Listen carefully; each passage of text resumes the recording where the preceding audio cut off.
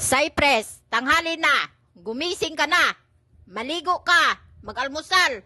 Para pumasok sa eskwela. Para sa kinabukasan mo. Kasi matanda na kami. Huwag kang tatamad-tamad dyan. Mag-aral ka mabuti. Huwag kang magbarkada.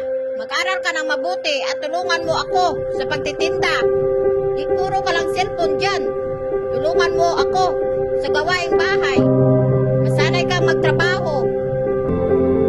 Sana di na lang ako nabuhay kung ganito lang din narinig ko lagi. Feeling ko hindi nila natindihan ang pinagdadaanan ko.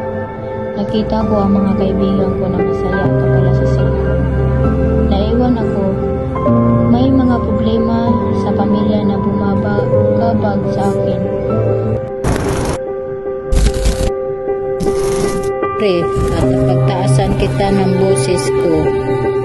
Pero ginagawa ko para sa kinabukasan mo. Mag-aral ka ng mabuti. Mahal kita, anak.